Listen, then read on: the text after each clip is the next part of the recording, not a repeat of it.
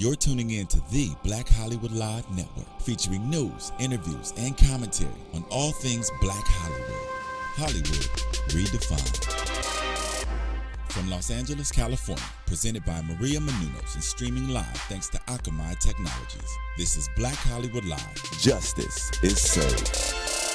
Featuring the week's roundup and commentary on legal news. Black Hollywood Live. Hollywood redefined. You're listening to Black Hollywood Live. And now, the host for Black Hollywood Live, Justice is Served.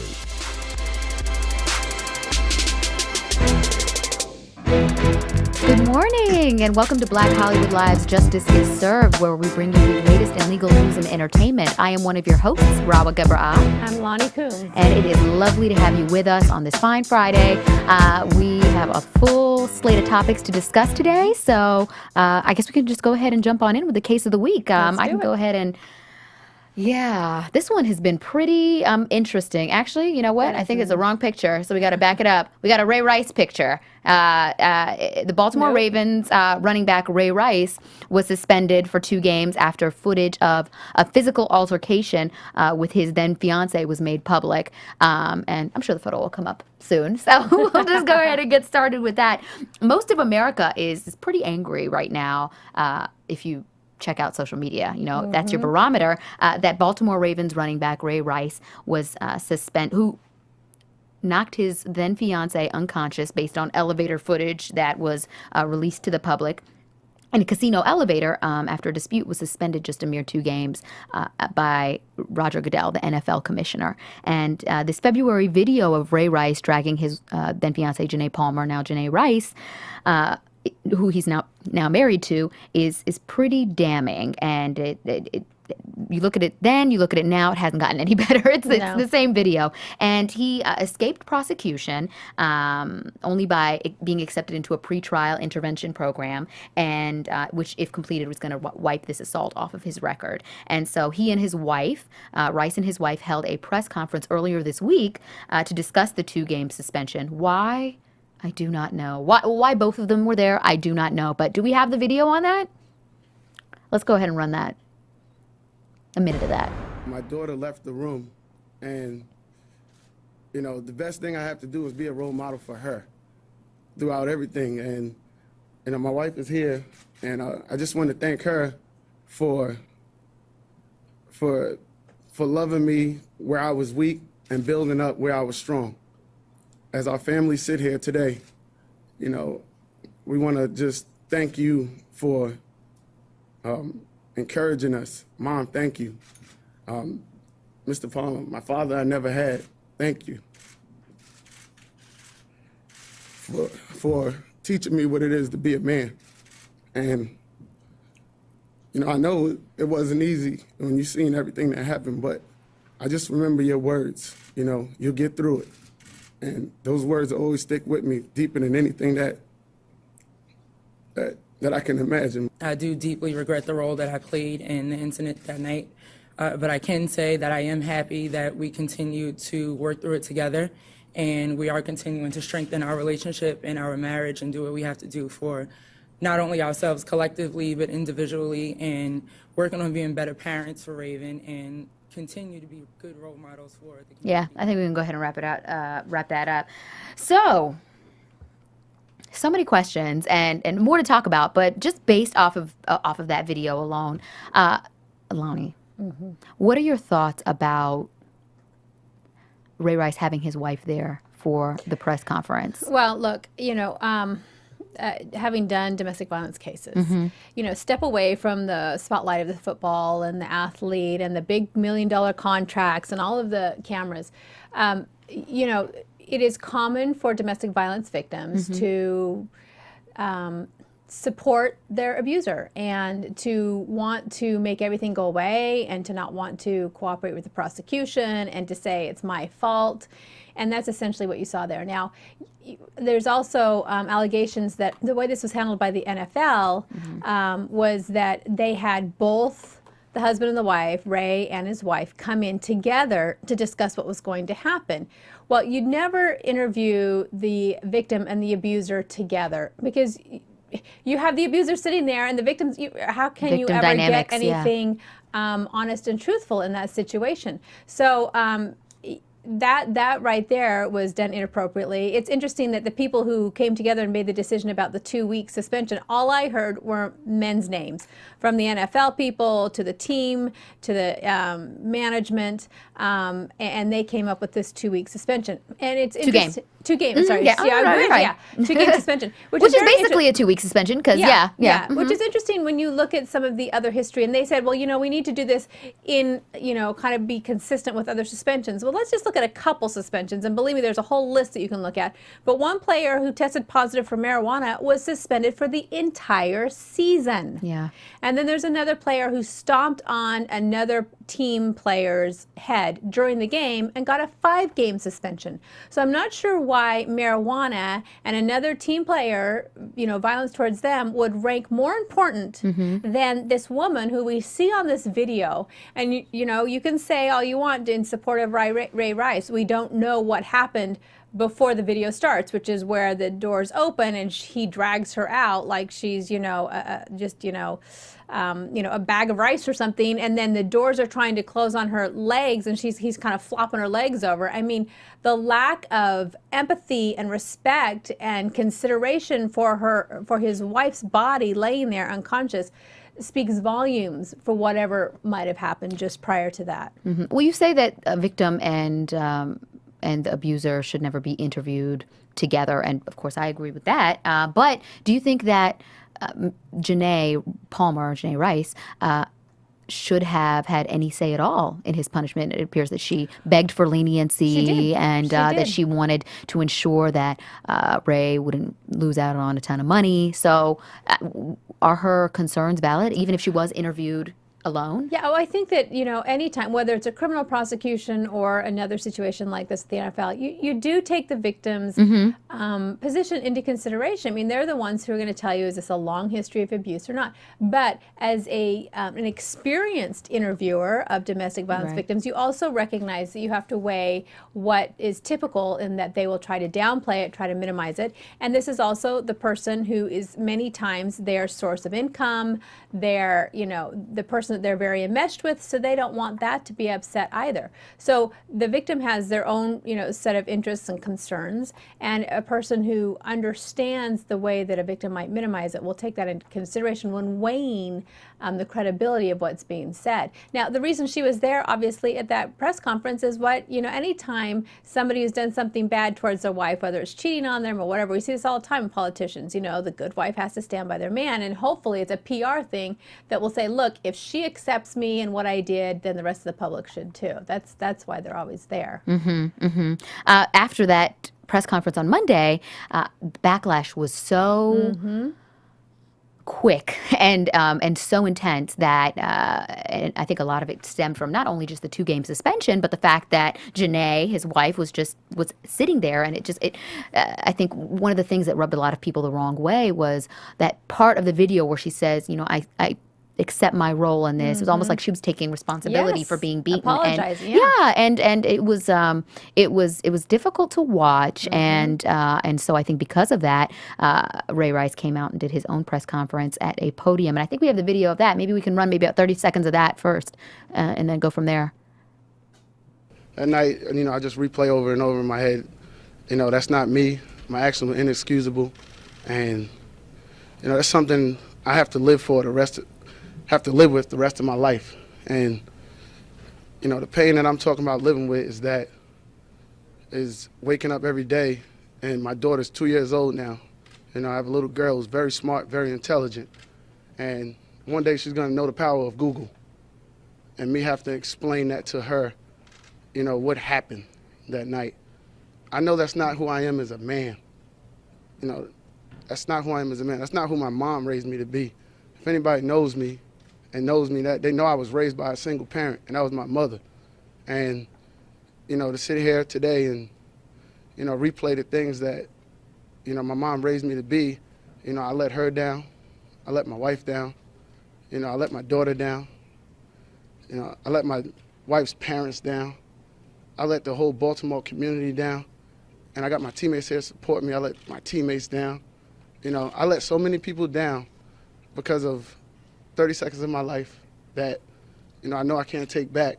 But one thing that I wanted to do today was, So apologize. it's good to see that he's taking further responsibility for his actions. But I wonder how the Baltimore Ravens, and especially considering the support that he's received from his coach very publicly, and the NFL can really move forward from this, because the NFL has long been perceived to have a domestic violence problem. I mean, this is not the first time we've seen something like this, and there has long been as you said earlier, a disparity between punishments and fines for these types of incidents versus drug incidents or other incidents.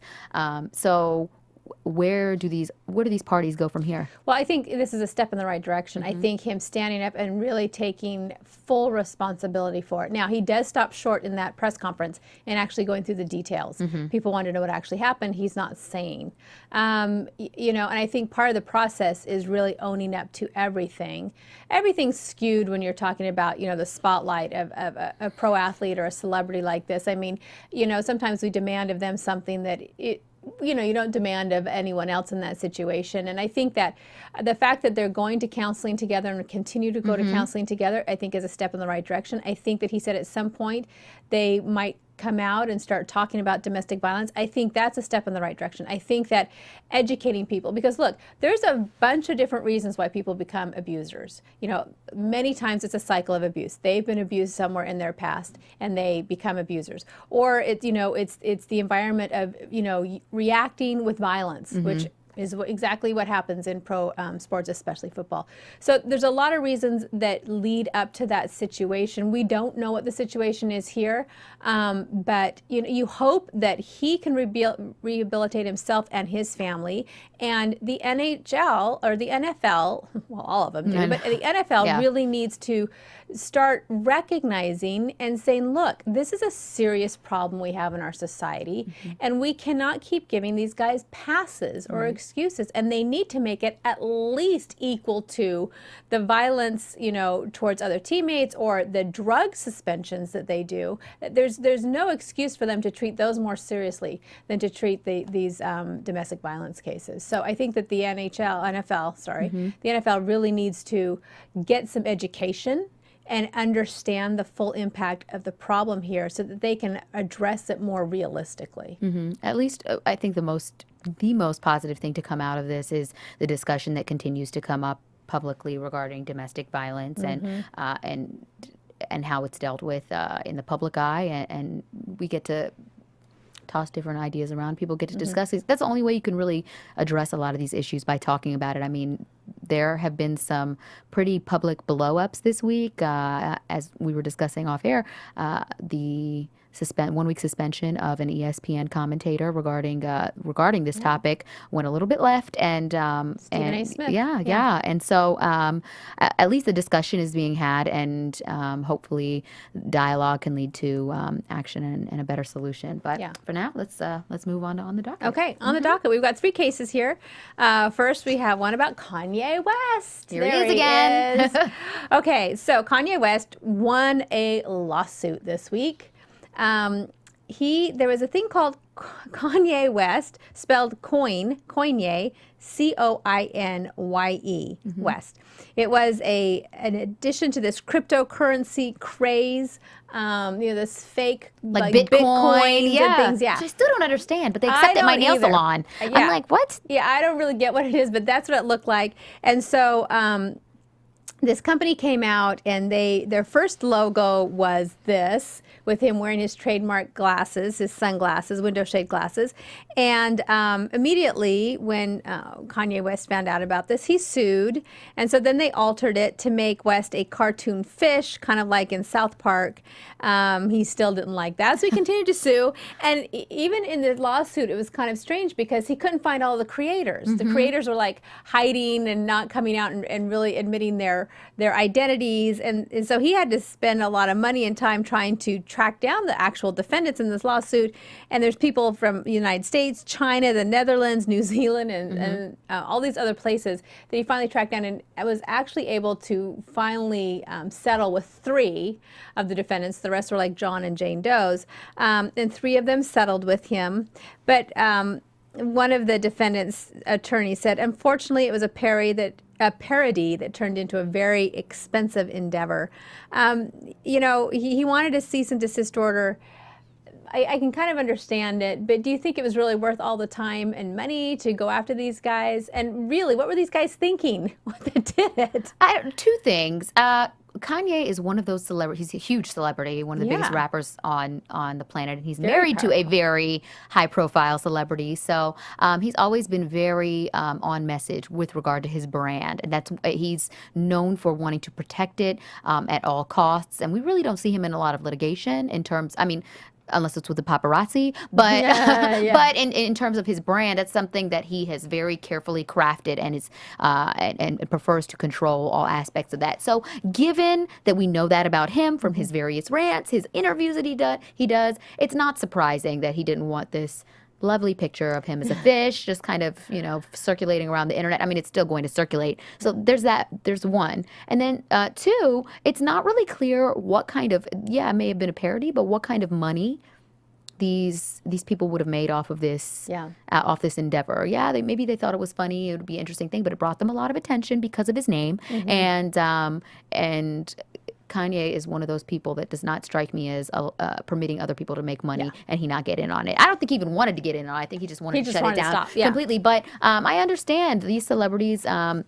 A couple of months ago, we talked about Katherine Heigl and how she was spotted outside of a Duane Reade, I think with a bag. She'd just come out. And then Duane Reade took the paparazzi photo that had been taken of her, posted it on their social media, and she went legal real quickly. And I think it's just about celebrities knowing the worth of their brand and trying to control it, trying not to dilute it, and being able to reap the brand and financial benefits of what their name stands for. So I don't blame him, but it seemed like it probably cost a lot of money and took a lot of time. But Kanye has the money, so whoever thought they were going to go after him, to try and do this. It's interesting because we talk about the internet a lot. We talk about crimes that come out of the internet, cyberbullying, things like that. But now we're seeing all of these celebrities getting involved in branding issues and other marketing issues that are coming up in the internet that are kind of new things. And that's what our next story is about. Michelle Phan, who there she is, this beautiful young lady who has become a huge sensation on YouTube. She is huge. She's probably huge. The most famous YouTuber. So she is a makeup guru, and she has over 6 million, almost 7 million subscribers. That's how vast her influence is. And she does these, makeup things. And she has put music to her little videos that she puts on there. Well, usually people would be thrilled to have any type of exposure on her on these videos because there's so much exposure on them and so many people are looking at them. And sure enough, she makes a lot of money off of these because she, markets these different brands, and a lot of people come on and they follow what she does and they click through and they buy the products that she is suggesting. Well, the people whose music she has been using are not happy with that. Not too pleased. Yeah, and they're saying, wait a minute, you're making money off of our music and we're not. And so they have now sued her. This is the Ultra Records and Ultra International Music Publishing, and they represent artists such as Cascade, Fetty Legrand, Benassi, Axwell, and the Bloody Beetroots. And she's used all this music. And so what experts are saying is, look, usually people who are doing these types of things know that you have to get permission to use this music, and you go ahead, and it's a pretty simple thing to do. You get the permission, you pay it, and then you put it in your video. But what we're seeing now on the internet and on YouTube are these people and who are just doing their own thing, and that's what they're known for. Their creativity, they put these things together, they mishmash it with their own ideas, and then they throw things in together, and that's what makes them become a sensation. That's what makes them watchable and interesting. But now it's clashing with the laws that say, but wait a minute, you can't just in your own little creative thing use some of my product and then get paid for it and then not give me part of the cut. It used to be a creative artistic project would just put out there and people would say, oh, that's nice, but you wouldn't be making money off of it, so nobody would really get that upset. But once you're making money and you've used something that I've put out and I'm not making money, I'm not going to be happy. So now they're suing and want $150,000 for each usage violation. So it's going to be a lot more expensive now because she didn't ask permission ahead of time. And it's a really interesting problem. Now, her lawyers are saying, well, we actually did ask permission. They gave it to us. And besides, they should be thrilled because they're getting this exposure.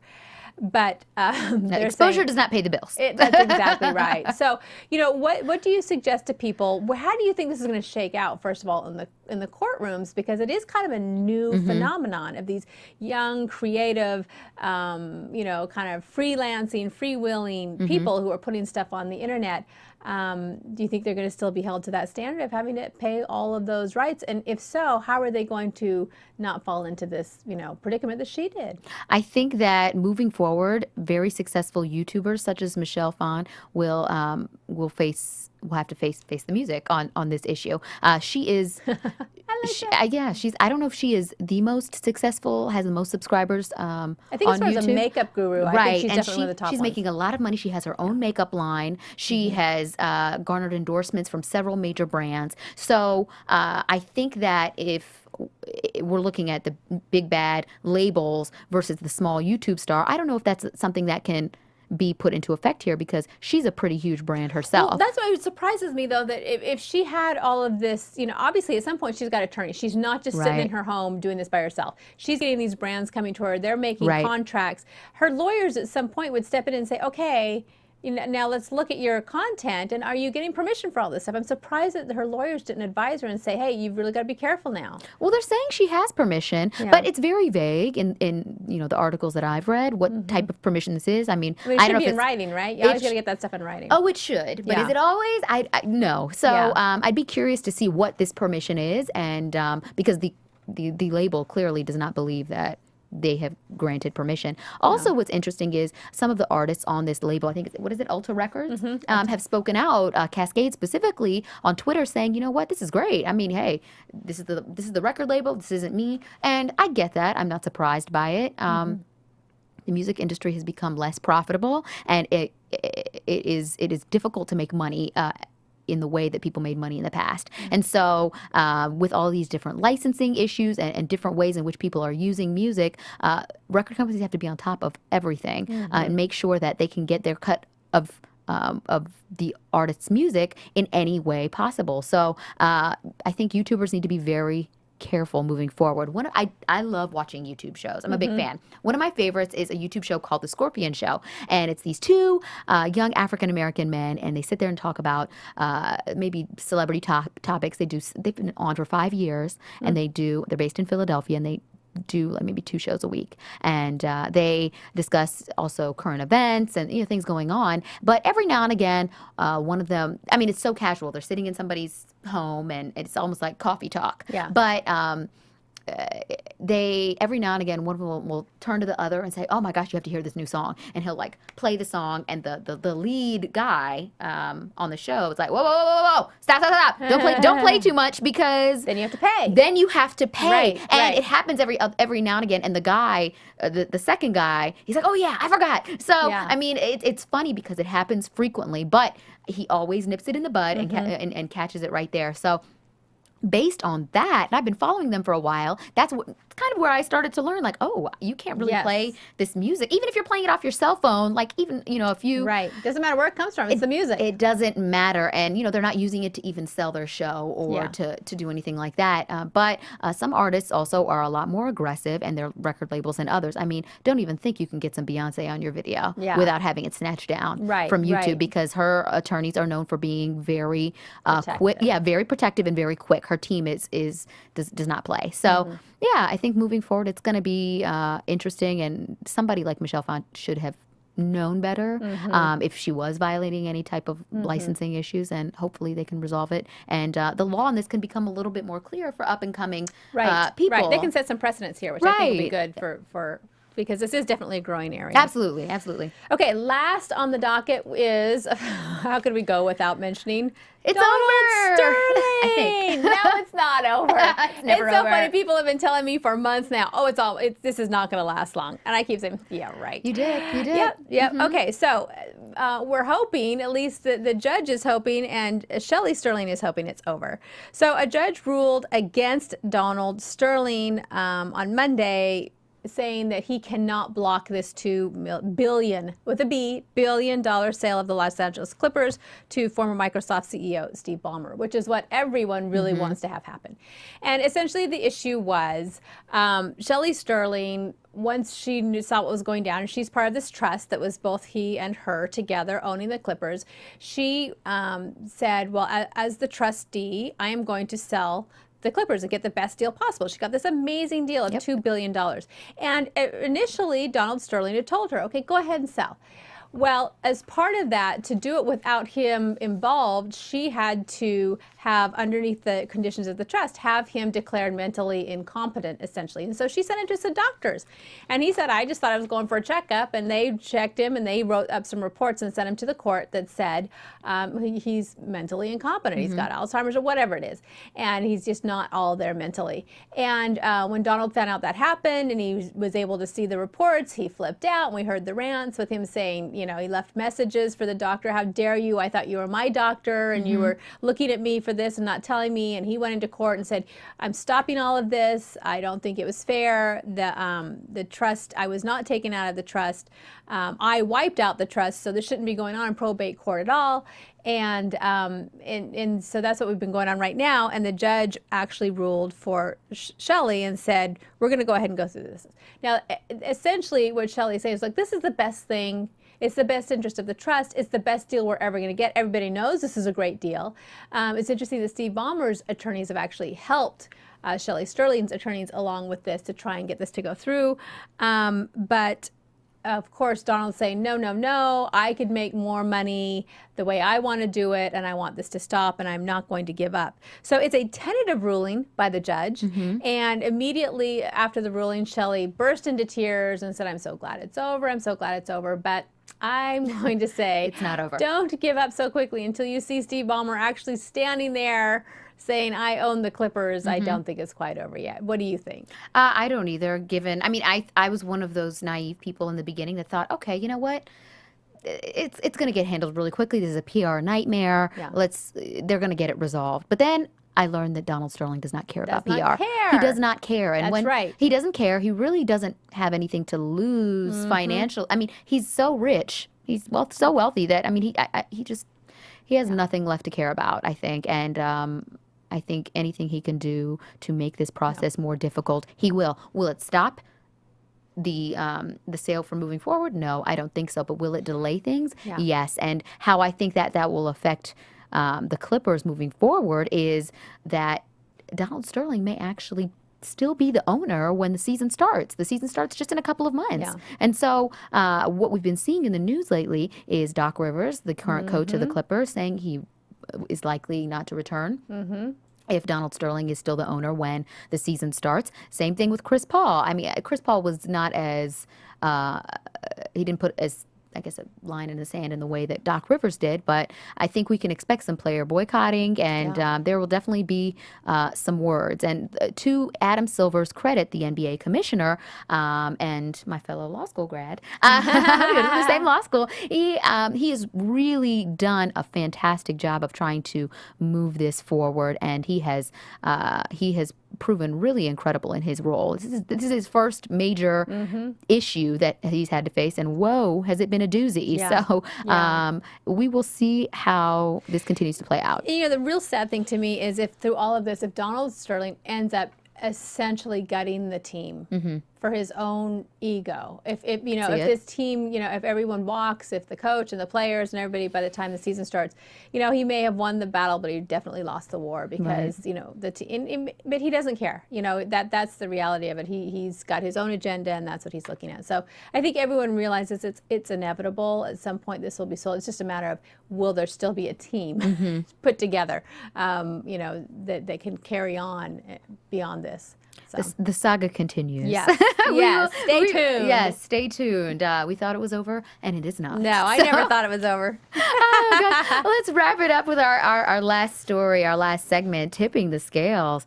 Arresting single mothers for child neglect. Is the law failing them? There has been a lot of news lately, particularly this summer, which is actually a time when a lot of children are out of school, and most children are out of school and left to kind of either their own devices, or parents are left with trying to find childcare. It can be a challenging time, particularly for single mothers. And a lot of them have been in the news lately. A lot, meaning more than I guess I've seen in the past several years.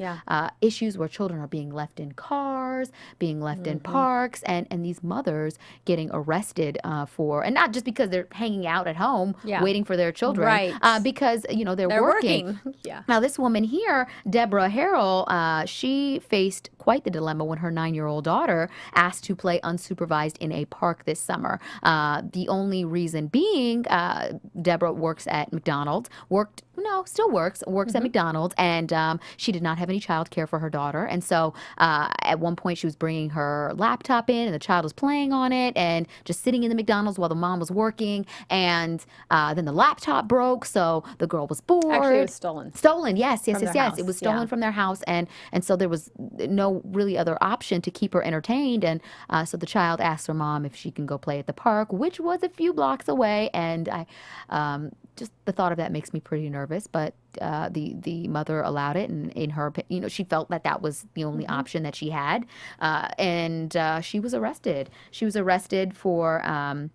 She temporarily lost custody of her daughter, and she was arrested and charged with felony child neglect. And her decision has totally been picked apart since the news broke. I mean, several articles about how could a mother let her child play in the park, and then the other side of that, unsupervised. The other side of that, well, she's a single mother. What is she supposed to do? There's no child care. She's got to she's kind of got to do what she's got to do. And this is on the heels of a really sad story out of Arizona where a young woman, and we saw the mugshot kind of plastered all over the news, a mother of two left her children in the car while she was at a job interview in the car during the summer in Arizona. And she had been homeless. She and her children had been homeless and bouncing around from relatives' homes. And she was also arrested and charged. She didn't get the job, but there was a crowdfunding effort and raised about $114,000 to put money in the family's pocket and try to support them through this difficult time.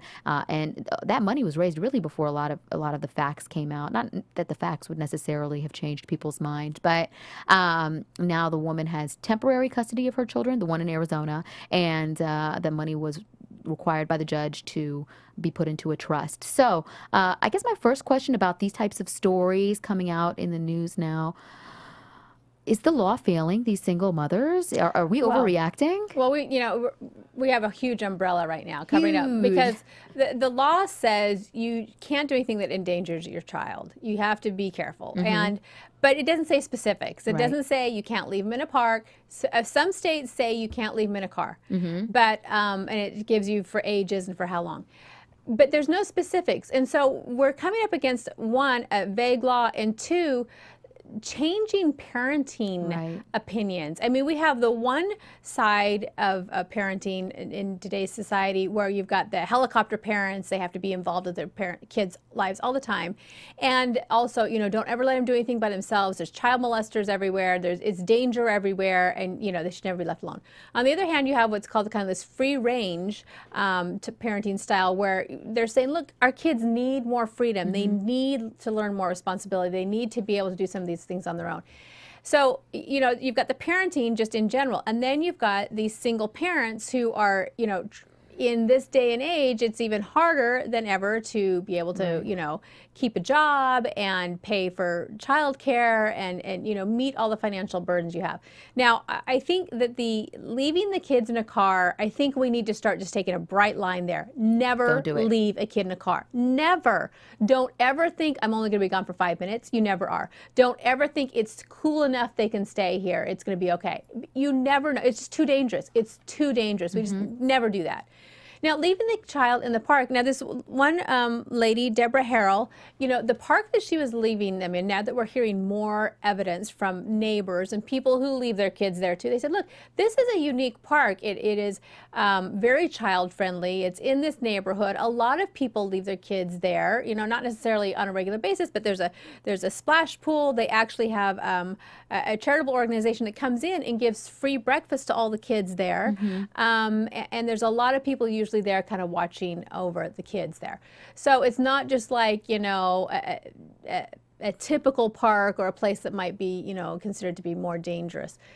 But it's kind of got to be done on a case-by-case basis. And I think that law enforcement needs to start saying, look, we've got drug diversion programs. We've got spousal abuse drug diversion programs like Ray Rice said. We need to start having diversion programs for this kind of situation. Instead of having her face 10 years in prison, you're not helping the kids by yanking the kids out of the home without any further investigation about what's going on in that situation. I mean, supposedly her daughter was healthy, happy. She's getting A's and B's in school. She didn't have any injuries. She was clean. She was presentable. She had a cell phone. She knew where to go for lunch during the day.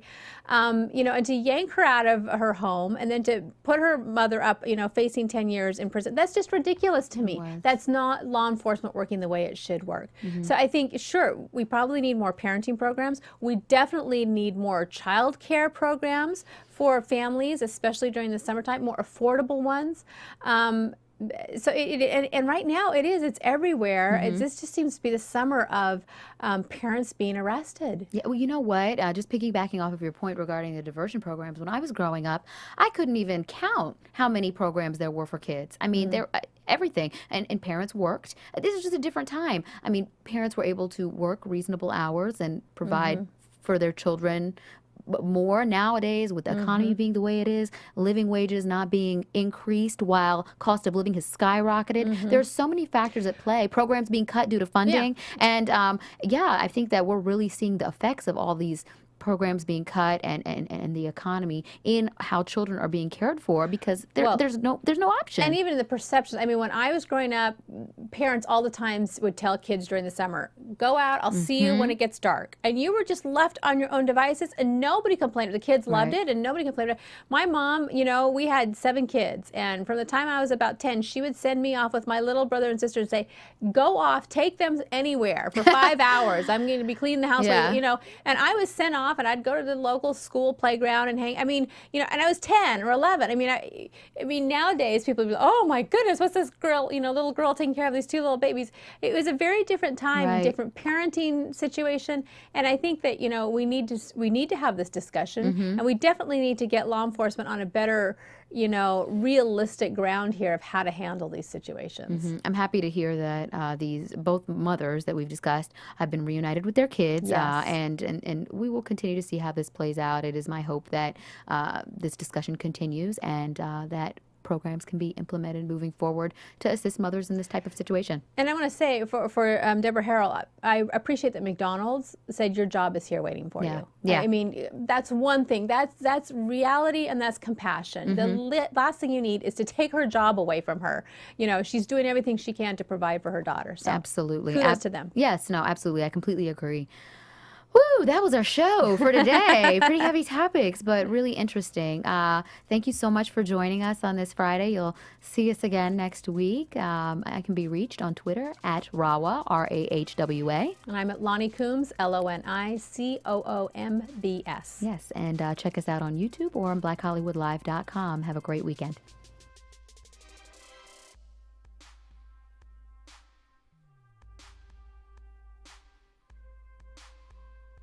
From producers Maria Menounos, Dario Kristen, Tiana Hobson, Kevin Undergaro, and the entire BHL crew, we would like to thank you for supporting Black Hollywood Live, the first online broadcast network dedicated to African American entertainment. For questions and comments, contact us at info@blackhollywoodlive.com. Like us on Facebook, tweet us, or Instagram us at BHL Online. And I'm your BHL announcer, Scipio. Instagram me at Planet Scipio. Thank you for tuning in. The views expressed here are those of the hosts only and do not necessarily reflect the views of BHL or its owners or principals.